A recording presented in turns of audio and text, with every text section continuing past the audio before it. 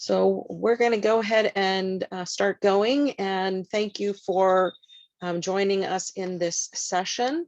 This is a kind of a follow-up to the first session related to interpersonal violence and traumatic brain injury. And this particular session is really an opportunity for us to reflect and continue the conversation related to that topic, and making more sense and resources, information, and research around the connection of brain injury in intimate partner violence.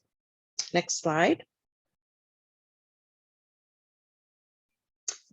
Given that the high prevalence of TBI in IPV, it is critical in delivering appropriate services and supports to those who need them. As a follow-up to the presentation earlier this morning, there is an intersection of interpersonal, intimate partner violence and traumatic brain injury.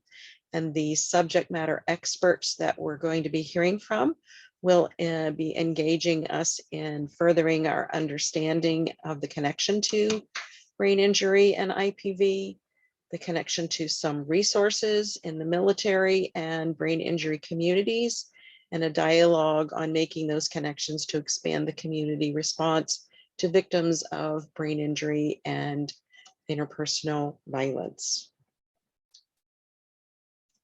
Next slide. And again, we have some wonderful subject matter experts: Dr. Lifshitz, Dr. Catherine Doyle, Rachel Ramirez, Carrie Collins-Fidel, Janice Pudsmick, and Ann Tarpey will be a part of this conversation. And thanks, Erin. We're good with the slides. And just as a little recap from the first session, in case you weren't a part of it, Dr. Johnny shared with us a lot of wonderful research about the intersection of IPV and TBI. And some of those points were that there is significantly less research regarding women and head injuries than there is in men. So we have a high need for more research to happen in that regard. And some general statistics was that 1 of 3 women overall will experience an IPV. And it sounded like 1 in 10 women will experience that when they are pregnant. So additional risk there. 60 to 92% of domestic violence survivors receive facial and head injuries. There is definitely a hidden epidemic of brain injuries due to domestic violence. This is going undiagnosed. Some of that is because we aren't asking questions, but it's also because we aren't necessarily asking the right questions. And both locally in Maricopa County, as well as nationally in the United States and internationally, there is a lot of collaborative work going on that Dr. Johnny and some of these experts are a part of. But I wanted to call attention to Maricopa County's collaboration on concussion from domestic violence. They are doing a lot of work with the police department, concussion centers, the AG's office is involved, and they are looking towards more comprehensive assessments in regards to IPV and head injuries. And with that, we will move to Ann. Good morning. My name is Ann Tarpey, and I'm the Executive Director of the Governor's Council on Spinal and Head Injuries. And I have been working in the field of brain injury since the 80s. Yes, I'm very old, as you can tell. And then in the field of domestic violence since the early 90s. So I am so grateful to have our subject matter experts, SMEs, with us today. And I just wanted to, I will be on camera for a few minutes, but I then we'll be off camera while we're talking to our subject matter experts. But Dr. Johnny, I just wanted to take a minute based on the highlights that Carol gave us. Is there any comment you want to make on those, or anything else that you want to share from your research? No, thank you for the opportunity. And the bottom line is no. Although that was a very brief presentation, it almost entirely covered the scope of knowledge that we have about intimate partner violence and traumatic brain injury at that intersection. Many people outside of the individuals that I mentioned have spoken and written about traumatic brain injury and intimate partner violence. And most of it is raising awareness on the topic. In terms of getting comprehensive data, the main challenge is that the victims themselves feel a certain amount of shame to have found themselves in this situation and may not report that information. There's also social stigma associated with not reporting it. And so a lot of the estimates that we provide are just that. They are estimates. And then when it comes to treating, even diagnosing this particular population, we don't even know if the tools that are available for athletes and soldiers are relevant in this population. So there's an immense amount of work to be done. The other issue is the number and the intensity of the injuries that these individuals are receiving, that before one injury can heal, before they can receive treatment or rehabilitation for those injuries, they may be subject to and experience additional, not just traumatic brain injuries, but other injuries that can complicate their recovery. And so we have to completely change our mindset and open our arms and our hearts to these individuals to provide them all the resources available to recover and lead the life that they want for themselves. And look forward to what the other presenters are going to add to the discussion. Yeah, absolutely. You know, we have those concussion recommendations for 72 hours of, you know, like no play or rest and things like that. And that will never be possible, likely, for our victims of intimate partner violence, because they can occur so much more frequently. So they really don't have time to sufficiently recover, and they're not getting treatment. So yes, I appreciate that. So part of the discussion today, it's really at two levels. One, it's important for us to at least, as Dr. Johnny has said, to elevate the discussion so that we make the connections. So part of this discussion is, and the previous session is to help you make the connection, and then from there connect you to resources that are available, at least that we know of, but there are more, but at least to get you started on thinking about, now that you are aware of the connection, so what changes you might make, begin to make, or look at making in your practice, or even in your daily life. So thank you very much. All right, we're going to move on to Dr. Doyle for a minute. So Dr. Doyle, you are the, let's see, IV PAP, is that right? And the IPV AP. Thank you very much. You know, these acronyms, sometimes you have to say all the letters and sometimes you can shorten it, but I am so sorry if so if you would talk to us a little bit about your role and the fact that the VA has recognized the need for someone like you in these positions, and then talk a little bit about the connections that you've made within the VA, just to begin thinking about the connection between interpersonal violence and traumatic brain injury. So I'm going to turn my camera off and let you shine. All right, well, I'm going to try to go quick because there's a number of speakers who I want to make sure we have time for, but I will introduce myself. I'm Catherine Doyle. I work with the Phoenix VA healthcare system, and I am the coordinator for our IPVAC program, which stands for Intimate Partner Violence Assistance Program. Excuse me, I had a frog. But there is someone like me at every VA medical center across the whole country. Back in 2019, there was a directive that came out of the national VA. It was supported also through some money and funding from Congress, who is also getting the importance of this issue. And so every VA facility medical center now is required to have an IPVAC program, which is really a wonderful, wonderful thing on a number of different levels.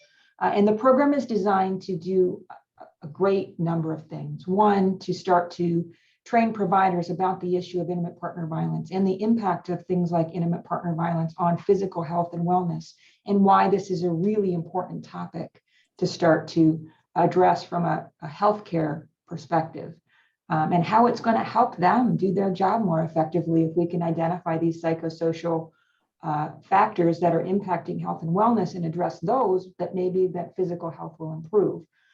We also know that in veteran populations, there's slightly higher risks of both using and experiencing these behaviors. And there's lots of theories as to why that might be, but we want to make sure that the veterans that we serve get the best care and have the most resources available to help improve their relational wellness so that they can really thrive moving forward. And so out of that, we developed this program to not just train providers, but also screen veterans in the experience of IPV. So we do ask questions of people coming in for medical appointments about that, and have developed processes for how to get them into immediate care if there are positive screens.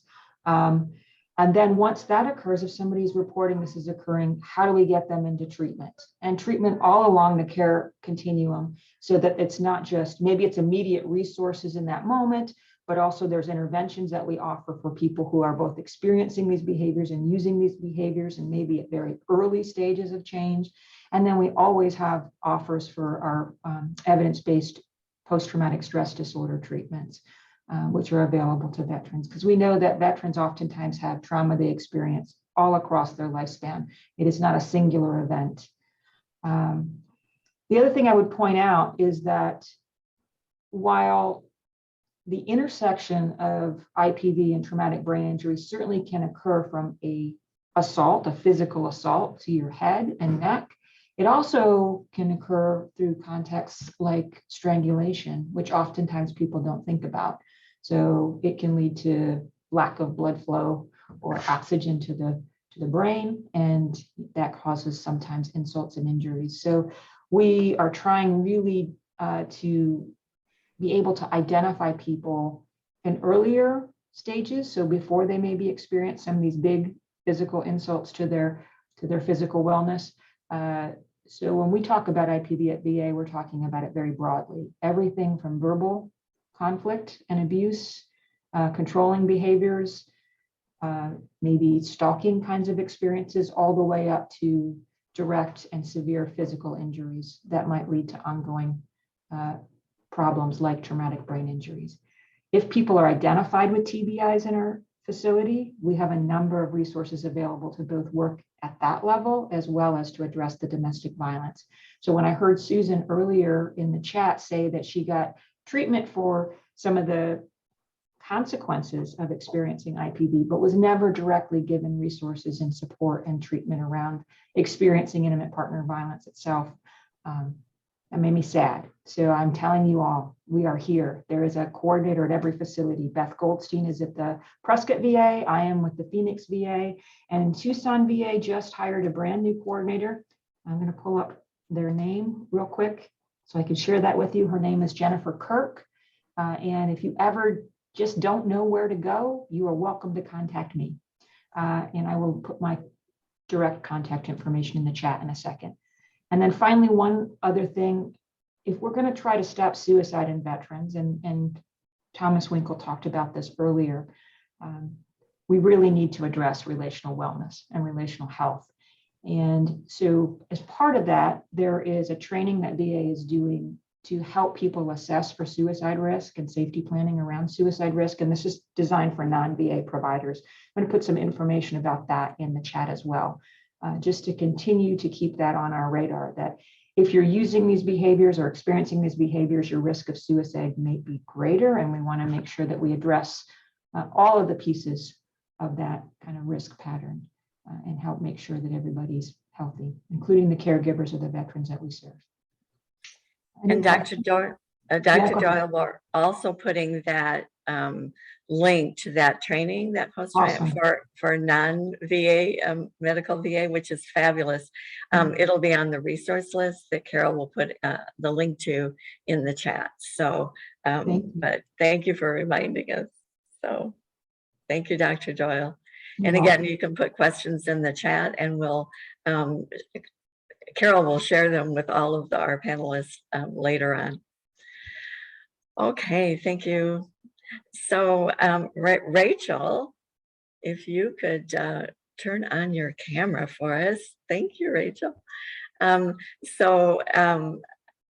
First, we have a celebrity among us. I think Rachel was recently featured on NPR.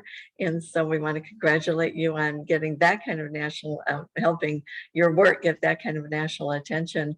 And Rachel, I'm going to start my conversation with you based on what I heard you say in a presentation that you gave during National Brain Injury Awareness Month when you were talking about domestic violence children, the impact on children. But the statement that I'm going to start with to hopefully start you to share some information about your work is you said that really individuals working with victims of intimate partner violence need to understand brain injury, and those working with brain injury need to understand intimate partner violence, that we have to be working together. So can you kind of share how your work started? And then we'll go from there, and then we'll end with the resources locally through the BIAAZ. Perfect. Well, first of all, thank you all so much for having me. I wish I was actually in person in Arizona. I'm joining you from Ohio, and we are at the very, very long end of a long winter when it feels like it's the middle of April and it should finally be warm, but it is not yet. So thank you all once again for having me. I come into this conversation kind of 100% from the domestic violence side of things. And just to give you just a snippet about kind of how this came to be in my world, I work for the statewide coalition on domestic violence here in Ohio called the Ohio Domestic Violence Network.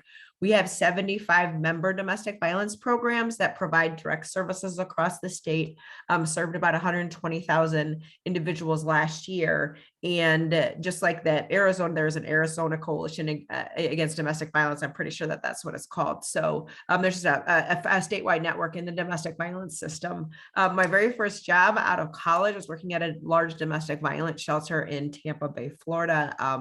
Very quickly fell in love with the work. And now the work that I do at the coalition level is lots of work around capacity building for domestic violence programs, which includes things like training and developing best practices, providing on-site technical assistance or consultation about a wide variety of needs. And we, at our agency, the statewide coalition, we got a grant about 5 years ago to look at increasing access to domestic violence programs around with survivors who have disabilities. And we wrote that grant around two kind of disabilities related to mental health, which was something that those of us who work in domestic violence programs and shelters and organization has been a struggle since day one. There are a lot of limitations around privacy, and it can be a very high stress environment. We don't have all the space that we need, and people don't have access to everything that they need. So that's always been challenging. But we actually didn't know anything about brain injury. I think we put it in there for a couple of reasons. First of all, we thought it would be something that was be kind of like, ooh, this is kind of new and fancy and nobody's talking about it. And we thought maybe the funders would, it was a competitive grant. So we thought that maybe that would pique the funders' interest, but it was also something that just even if you think about it, just kind of think about it, just even on a cursory level, it is no surprise to anybody who has worked in domestic violence that we've known. And I know, Johnny, my good friend Johnny, talked about this in his talk. Like, you know, it's not new knowledge that survivors have been hit or hurt in the head. That strangulation, and I know we didn't get kind of a chance to talk about that as much, but strangulation really being a key tactic of a terrifying and a key tactic of power and control. That wasn't new to domestic violence victims or domestic violence advocates who work in domestic violence programs. We've always known that survivors have incredibly high, just kind of a really, really deep and extensive history of head trauma. But putting that kind of name, possible brain injury, to that is something that, you know, almost everybody in the world I talk to in the domestic violence side of things, like, you have to think about it for like 20 seconds to be like, of course, like, that makes total sense. But it is something that our field, the domestic violence field, has just really never considered. You know, and I think that, you know, what has been so important when thinking about just even having domestic violence present at some of these conferences that you're having that are in the brain injury space, it was really recognizing that even myself, as somebody who came from the domestic violence field, I had been at the statewide organization in Ohio for a decade. I knew zero about brain injury.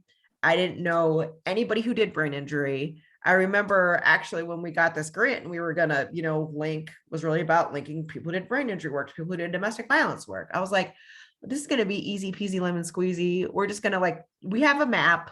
It's got all of our member organizations. We've got our domestic violence shelters.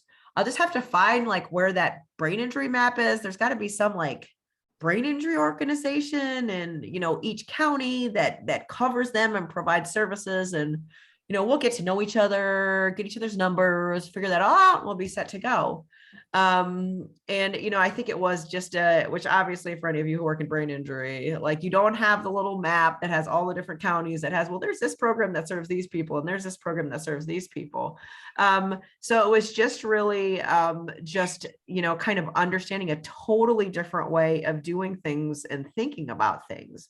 I think that the other piece is just really when we have talked about that. I know you talked about that, and Dr. Lifshitz talked about that. This is just a very, very different animal when we're talking about doing this work with domestic violence.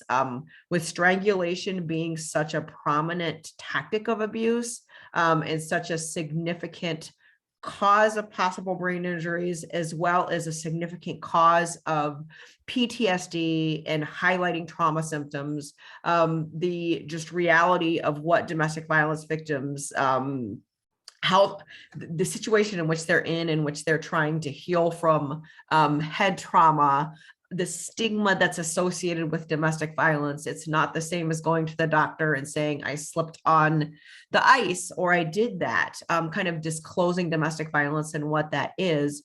We really need the expertise of both of our fields working together to kind of think of, you know, what do we know about brain injury?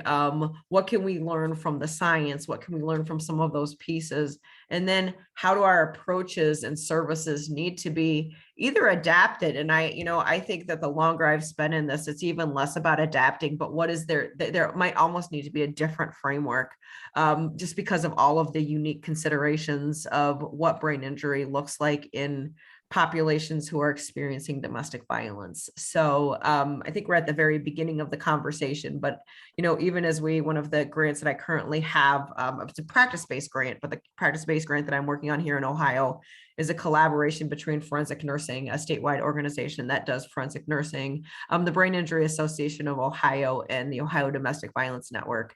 For years and years, people have done domestic violence work and people have done brain injury work, haven't even operated in the same orbit. So it's one of those things when Anne reached out to me and was like, it's like a brain injury conference and we want to talk about domestic violence. I was like, I will do the best I can to rearrange everything I can to be able to be here. So we start to be talking with each other in each other's spaces. Yeah, and I really appreciate that because like I say, I've been in both fields for a very, very long time, and it's been very hard to get the conversation started consistently. And I'm just grateful that, that you're here to help us at least begin to talk about how you made the connection and see the importance of it, and that you can be a resource to all of us in the future. We do have your we do have your website in the document that Carol will be providing in the chat of resources. And that also provides some background about you, since we don't have a bio, but they will get the bio, for you. So I probably will come back to you, but I do want to take a minute now. And first, thank you very much for your work and for your willingness to be with us today. And the reason the topic is on the agenda this year for the symposium, one, I'm on the planning committee, and two, when I heard they wanted to talk about intimate partner violence, and then there will be separate sessions on military sexual trauma, I said, well, you cannot talk about domestic violence, intimate partner violence, if you don't talk about brain injury. So here we are. So we're grateful to the planning committee for giving us this opportunity.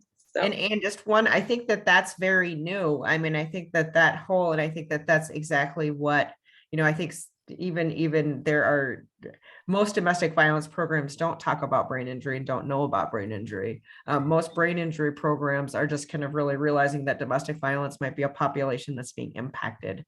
So I think just starting all of us on this, just recognizing and acknowledging that often, particularly among survivors who are seeking services for domestic violence, like brain injury is overwhelmingly more often than not a potential consequence of what domestic violence is. Just like we talk about, mostly the general public knows that domestic violence, and I heard Carol, talk about that a little bit. It's financial abuse, it's economic abuse. It's not just being punched in the face. It's a lot of other things.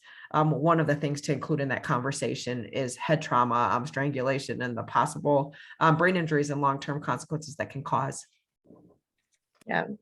We have a lot of work to do, but I think if we connect each other, that we can provide amazing support. And so Carrie and Janice, if you want to put on your cameras, thank you, Rachel. If you want to put on your cameras. So I've known Carrie for a long time. Well, not since childhood, but she's been the executive director for a number of years at the Brain Injury Alliance of Arizona. And I am, we have a contract with them for a number of different things. So Carrie, if it's okay, I'll start with you. So you recognized, and I think I heard you say that Janice helped you recognize that the connection between intimate partner violence and brain injury. And then that is what kind of led you to create Janice's position. So do you want to talk a little bit about how that came about, either one of you?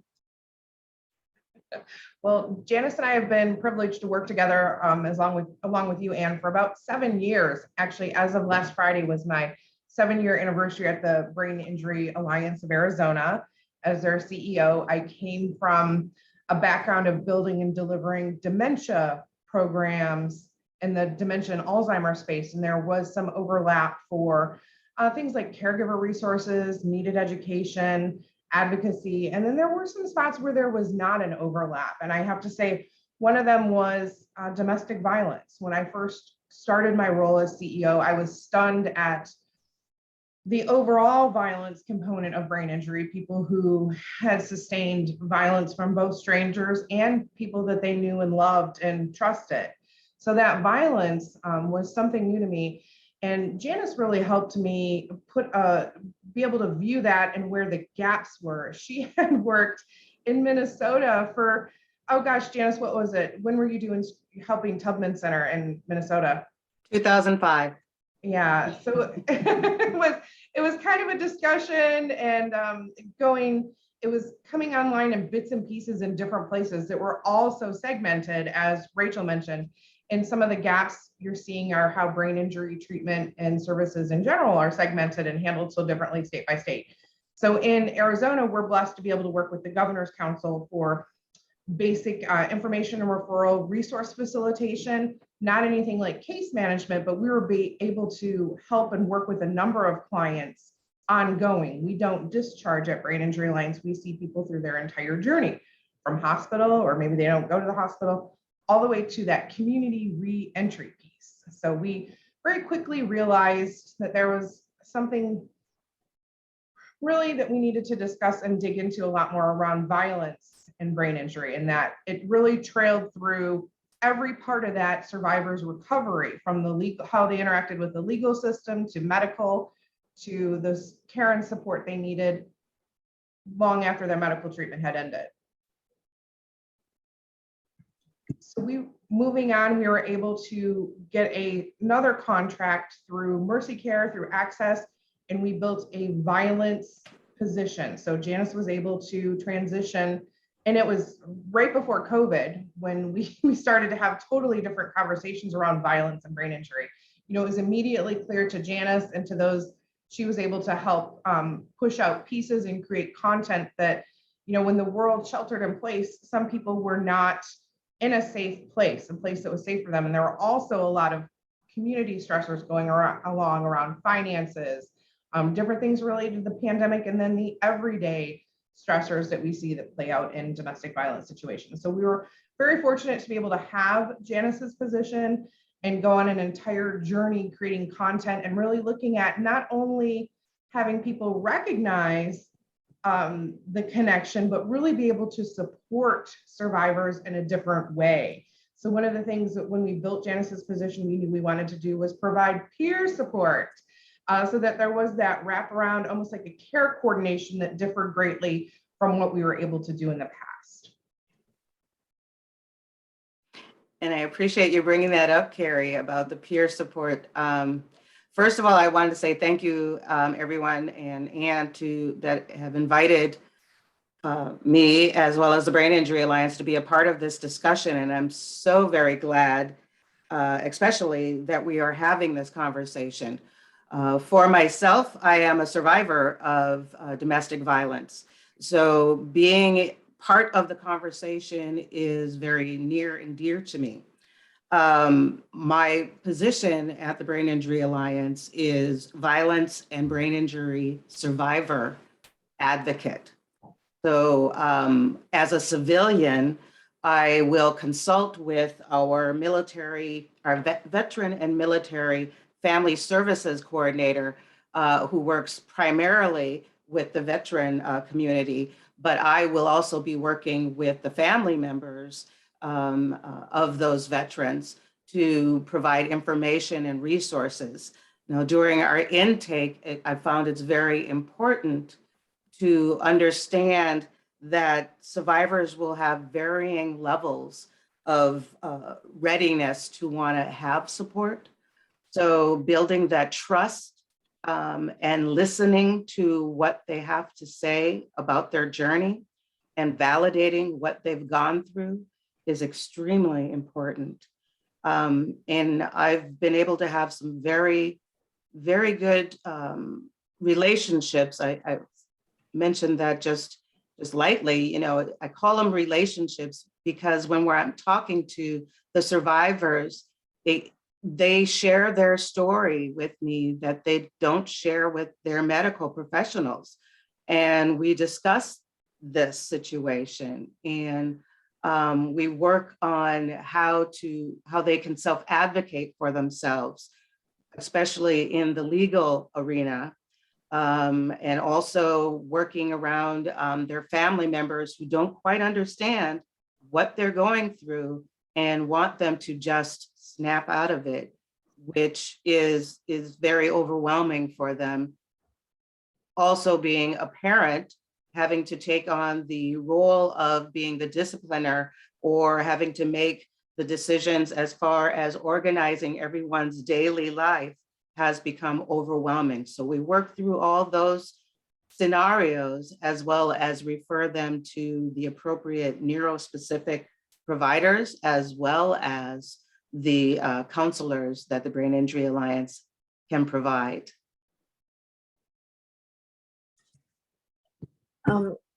Thank you, Janice. I know there's more, but if I could just switch back to Carrie for a minute.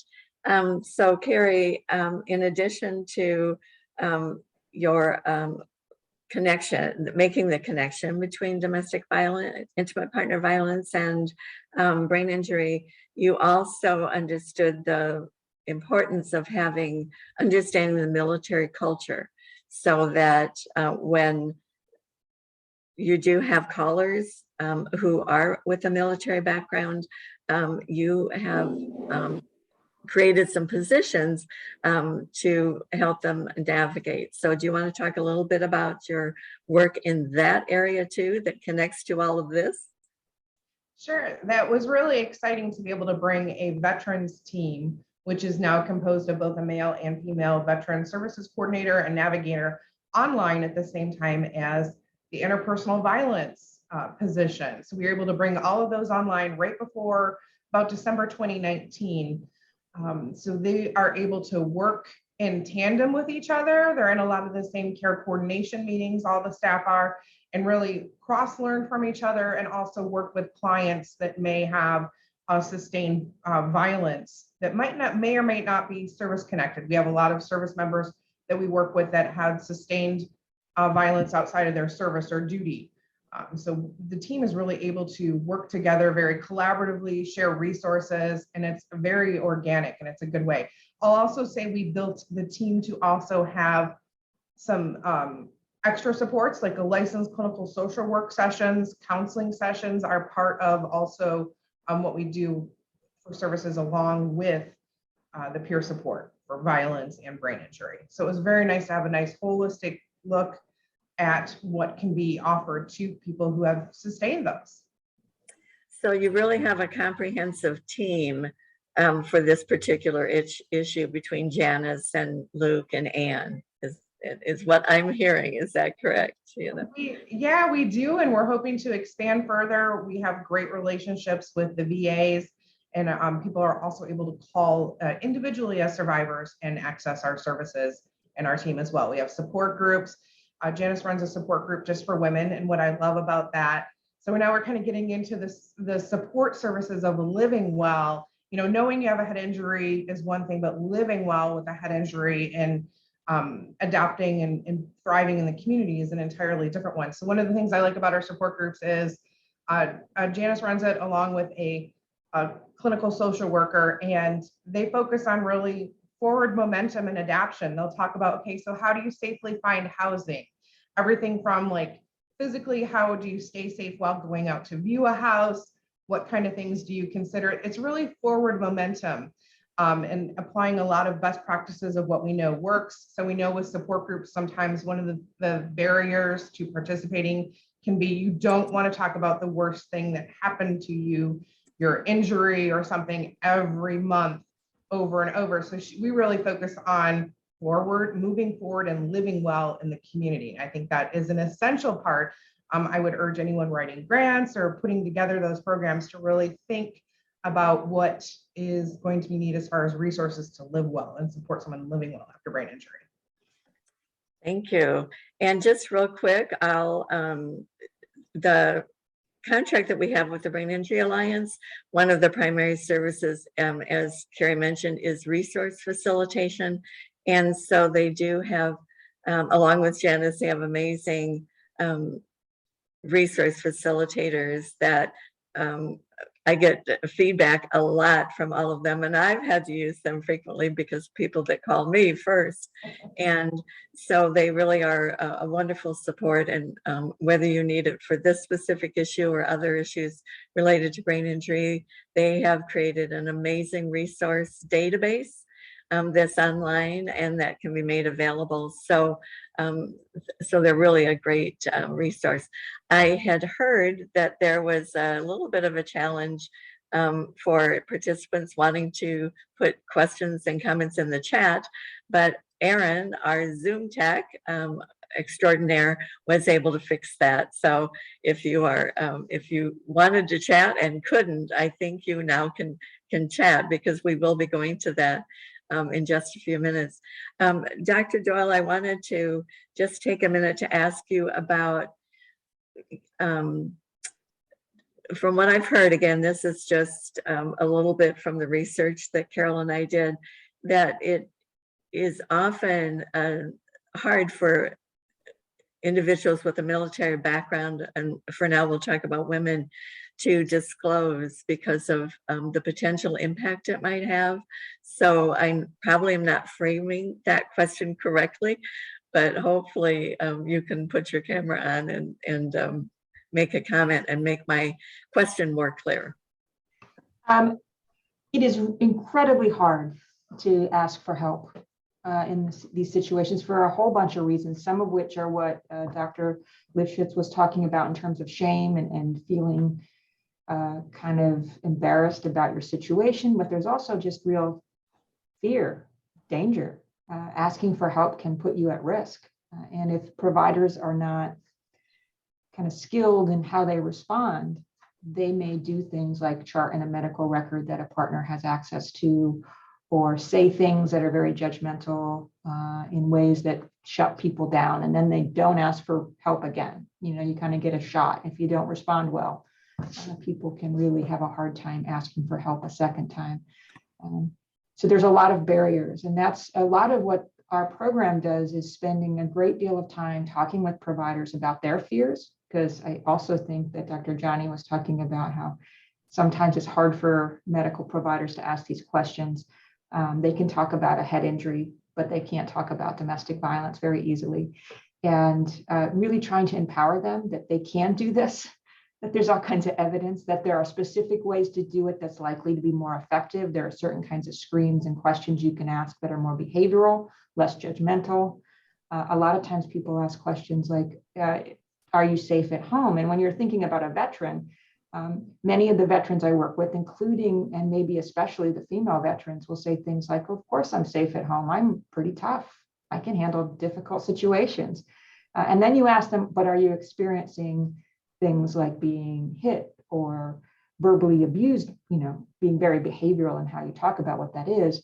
And they'll be like, well, yeah, I am experiencing that, but I'm safe because I can handle myself. And then the question is, well, do you want to? You know, let's talk about what you can do to take care of yourself and be as safe as you can possibly be. And so it's really everything from how you talk, how you ask the questions, to how you respond when people say yes, to what you do in terms of medical records, and how you kind of offer them services moving forward that can fit into their kind of crazy schedules, how you meet them where they are, whether it be through telehealth, or maybe that's not safe in this situation, then you have to meet in person, and how do you do that? There's so many factors that could make this work difficult, but that's what we're all here to talk about, is to figure out how to do it better, how to do it well, and how to support one another, whether it be through the Brain Injury Alliance or the VA or any medical center like Access that people go into. You know, how can we make sure that we're doing this well and work together to help people get care? Yeah, I think, you know, having been in this field, for both fields, for a very long time, the reason for me that it was so important to help individuals working in the field of intimate partner violence about brain injury is that because of the expectations that providers might have about that individual's ability. And I know Dr. Johnny touched on this in session 1, but you know, to expect an individual with a brain injury to do a safety plan and to follow it, and or to receive 50 resources. You know, let me take in all these resources. Now I'm totally overwhelmed. My frontal cortex is shut down and I leave not knowing what the heck to do. That's right. And so we can easily make false, one, we set up unrealistic expectations, and 2, we can make false judgments about that individual that then clearly impact, you know, how we treat them. And I wondered, Janice, if you had a comment about that particular discussion that we've been having regarding perception and assuming that they can do things they can't. And I see you put something in the chat, so I'm going to take you away from your computer for a minute. Yes, I put in the chat. Thank you for recognizing that the safety planning, very important. As Dr. Doyle mentioned, meeting them where they're at. okay, are they safe in their home? Are they feeling safe where they're going? Does the abuser know their everyday routine? Do they have access to their phones, to their computers? There's so many things to think about to keep people safe. And also, yes, if we as professionals give them a list of things to have to complete, they may end up not completing anything because they feel stuck. It's like, okay, which one do I start? I have a list of 10 things, but I don't know which one to do.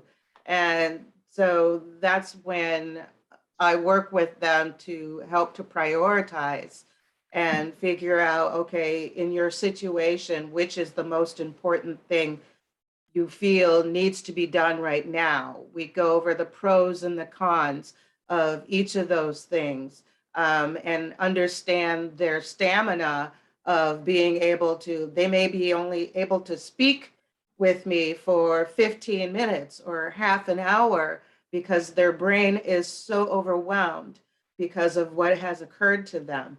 So understanding their learning ability, understanding their stamina, and understanding what information is going to be important for that one individual is really important to understand. And getting Well, outside of ourselves enough that we don't assume what that one important thing is. We have to ask them. It may not be going through like a safety plan in the sense for them. Maybe what they really want is something completely different. And if we don't engage them in that space, we've lost them and we never get to how do you stay safe. So stop assuming we know everything and listen to people. I think one of the critical areas of support too, and we find this in different sheltering situations, is support long after they've left the shelter. They need support to be successful and adapt in the community. So Janice, some of your work is done long after someone is no longer connected with the program and just keeps going. Yeah.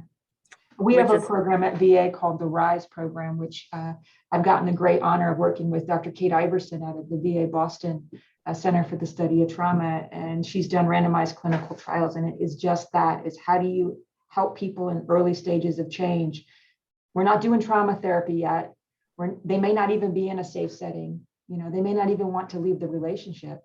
So what kinds of work can you do to work on just self-efficacy and empowerment, and helping them to feel like they have a voice and some ability to make choices in their life?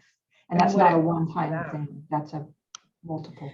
Yeah. Well, and I think the other thing we have to understand is that the person we talk to one day may not be the same person who shows up the next time, because there would have been intervening concussions or brain injuries. So it's that ongoing respect for the person who shows up, like you and Carrie and Janice and Dr. Doyle have said, is that those brain injuries don't stop. And so we have to really understand that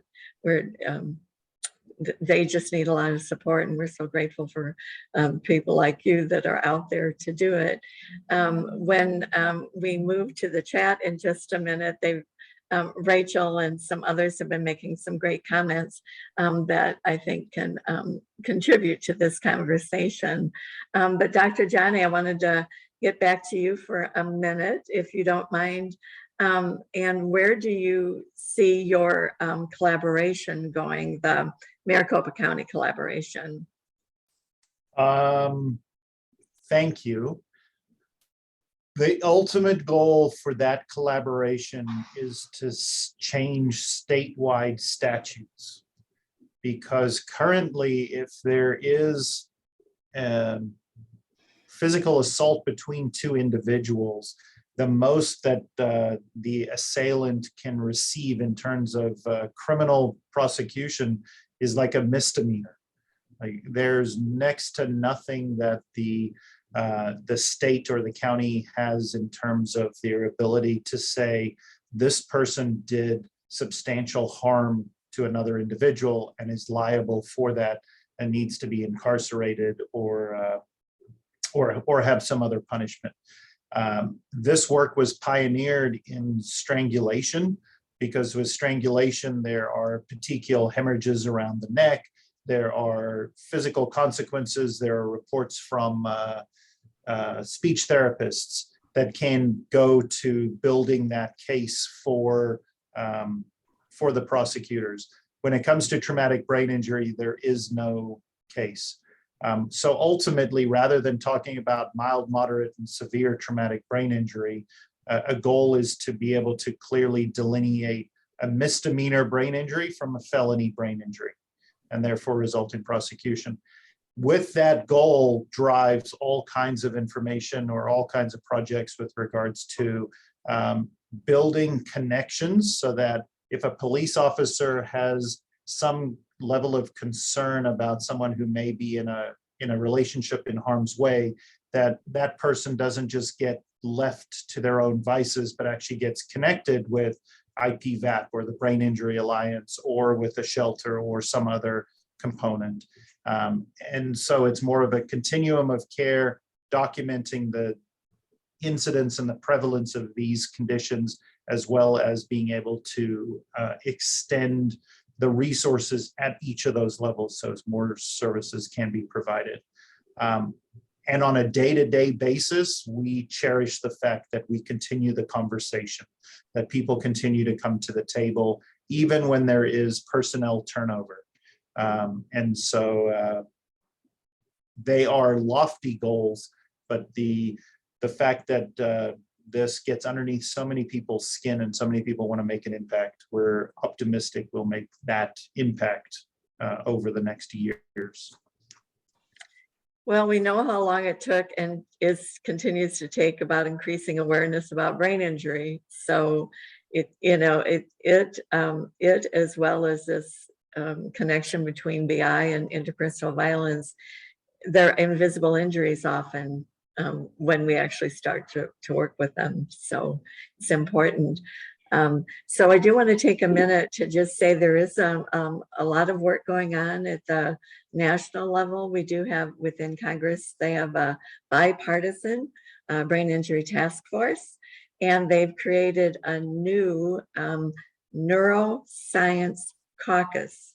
So there are individuals, and based on the report that Dr. Johnny and Rachel were able to contribute for the GOA, there is attention being paid to this issue, but we have to continue to be there to support those efforts for all of those working on our behalf.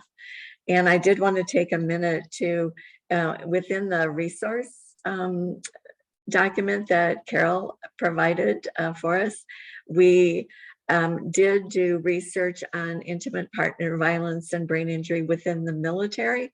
So there are a number of links to websites specifically related to these issues within the military, and they do have some screening tools and other things. Is there anything else you want to say about that resource document, Carol?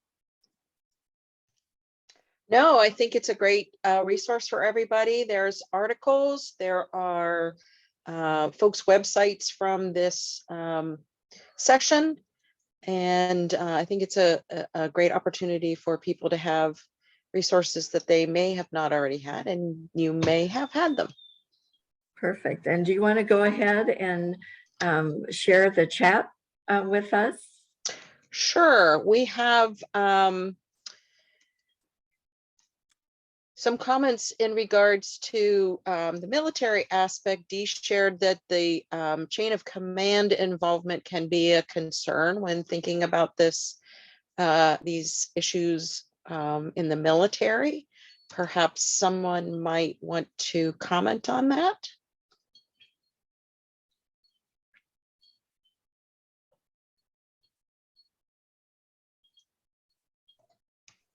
Could you state that one more time, Carol? Sure. There was a comment from Dee. She made a comment when the discussion was going on regarding TBI and IPV military connection, and that the chain of command involvement can be a concern. For sure. yes. There's been a lot of, hopefully, positive changes occurring in the military around how they address domestic violence, but there are some challenges because they tend to take a very legalistic perspective. And people don't always want their partners to lose their job or to go to jail. And so it makes them reticent to talk about these things. I would say also from the community resource perspective, we sometimes see people who have not dealt with any of that stuff while they're in service, then they're disconnected from service, they're in the community, and then it all comes to a head, and there's a lot of grief and loss on what maybe they lost out on in their military career because of how that impacted them. Thank you. Another comment by Sue Wolf, that just noting that perpetrators may use other power and control strategies, not just physical violence, to manipulate other areas of social determinants of health, as Thomas was talking about this morning in the general session. So they may use not just physical and emotional abuse, it might be how they control some of those areas of social determinants of health, such as finances or their schedules, or so really great point. There's already discussion related to the safety planning and what that looks like, and that may not be your customer's priority, but so being cognizant of what does the person in front of you need, not do we think they need. And in that regard, those executive functions are necessary to do planning, and those who've experienced brain injury may have lesser executive function ability. Rachel shared, this is a really great comment about, she had a program, a survivor in a program who was very diligent about keeping their calendar so they could remember things, because their memory wasn't very good anymore due to her experiences. But then she would open her planning calendar and have a panic attack, because then she became overwhelmed by all of the information. And I think that folks did speak to, we have to really manage how much information that we are sharing with folks, so as not to overwhelm them. Well, that is the chat. Any of our speakers have any other thoughts or? Carol, I have one more thought. It's just a sort of a footnote, but it's an important one. In talking and evaluating some survivors of domestic violence, both acute and chronically, they can have problems with simple tasks such as standing up and balancing, as well as reading.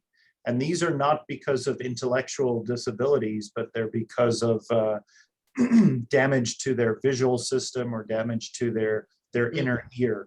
And so some of the other panelists mentioned, when we hand individuals a calendar or hand them a stack of papers, the expectation is that the individual can read without getting dizzy, or is able to see the size of the font on the paper.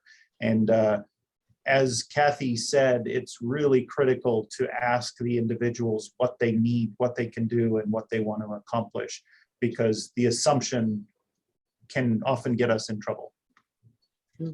Great point. Thank you. Yeah. I'll just share, when we were, when the council was doing a training one time with, at that time, Arizona Coalition for Domestic Violence, ACADV, and we talked about information processing and memory and the auditory processing issues that an individual might sustain. I remember one of the participants said, "Oh my gosh, no wonder they keep calling back for the same information, because they didn't get it the first time." So it at least increased awareness and understanding for that participant, that one starfish, I know. So Dr. Doyle, I noticed that you had put in the chat about you, the role you feel the VA can play. Do you want to make a comment about that? I just believe that any large healthcare system, and the VA certainly is one of those, and they have support through the IFAP program, has such an opportunity to contribute to this work that Dr. Johnny's referencing. And I just think it's amazing that we're at a place in time when we're all kind of collectively saying this needs to be done, and recognizing how it impacts health and how it impacts suicide rates and how it impacts people's quality of life moving forward. And that's true for people who are using these behaviors too. They don't always feel great about the choices that they're making, and they sometimes feel really ill-equipped for how to make changes. And we need to be there and support them in making those changes if they're open to that as well. So I just think it's a great time of opportunity. Rachel, do you have any final comments for us? Well, I guess I just did want to thank you all for again including me among this great group of people thinking of this. But I think some of the comments, even from our little wrap up, with Johnny talking about people not being able to read and that kind of stuff, that's the kind of information that most people, everybody working in domestic violence, and most people, even the general public, just doesn't know. If we're having problems reading, we blame ourselves. We think there's something wrong with us. So I think that that's just that knowledge. That's what I was saying, the DV knowledge, the knowledge on coercive control and power and control, and some of the things that Sue has talked about with manipulating social determinants of health from DV, and then really understanding like what can happen when you have, I've never heard of the vestibular system. I didn't know what it was. I didn't know what it did. I didn't know what you do about it. I didn't know the role it plays in your life. That coming from the brain injury side, really being able to come together and learn from each other and respect each other's respective expertise and figure out how to make this work for everyone, I think is so very important. Well, and I think what we've seen too is that individuals, and Janice, I know you'll be able to comment on this, and Carrie, but individuals, especially if they aren't aware that they've had a brain injury as part of the violence that's going on in their lives, they can't come to you and say, all right, I've had how many XYZ concussions, and I have information processing difficulties, and I have auditory processing difficulties, and I have vision system issues, and my memory isn't great. So they can talk to you about some things, but if they aren't aware that they've had a brain injury, and if they don't understand brain injury, they can't come to you with the challenges they're having.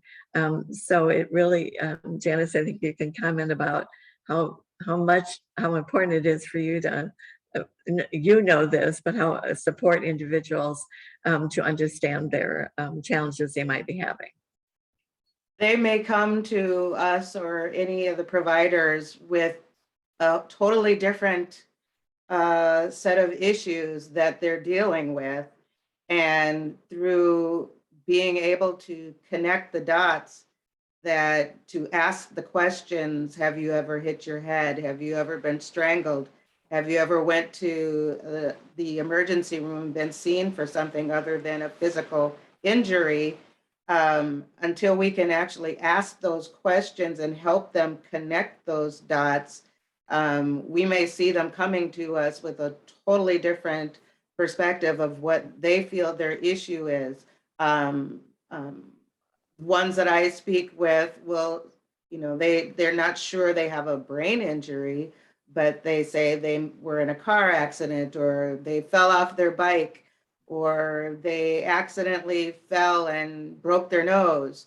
And then we have to go deeper into the discussion to actually find out, was there abuse involved? What occurred prior to these situations happening? So I find I've been helpful in connecting a lot of dots. Yeah, that dot connecting is primary in your job, all of our jobs, I think, for sure. So Carol, while you're putting the evaluation link in the chat, I did want to acknowledge that in the chat, there was a message from Kathy, and she says, I know we are focusing on veteran and head injuries and now adding domestic violence. Another topic is relationships of teens in high school. The first signs of violence begin in high school and more education needs to be provided. And we would say amen to that. So it certainly is an issue for our teens. And, you know, with all the other mental health issues that are coming to light during COVID and even before COVID, we certainly have to pay attention to this too. Carrie, do you, I'm going to read your comment and then you can be prepared to say anything else you want to do. So you have provided information in the chat that if you're joining from another, if participants are joining from another state, remember that services vary greatly state to state, and that Janice's position and the Veterans and Military Family Services coordinated positions that you have there at the Alliance are rare for other states. So, and then we had another comment on the chain of command aspect. Many of the soldiers felt comfortable confiding in me, but did not want the information to reach the commanding officer that this individual was required to inform. However, the responses and actions taken varied greatly depending on the personality. So, and then this was a great discussion to listen to. Thank you all of you for all you do for veterans and their families. Carol, you've put in the evaluation for us. And then Rachel says hardly any survivors are aware of what's going on. So it really is up to us to help them reveal the challenges they are having because of the violence they are incurring. And brain injury would never be something survivors would think to apply to them. Janice says, yes. So Carrie, do you have any wrap up things? Do you want to close the circle here for us today? At least for this discussion. This is not the end, but close this end of the conversation. I would just add too, as Janice and I have been blessed to work with different shelters in Arizona, there are people who are cognitively impacted by COVID as well, in addition to they may or may not have a brain injury.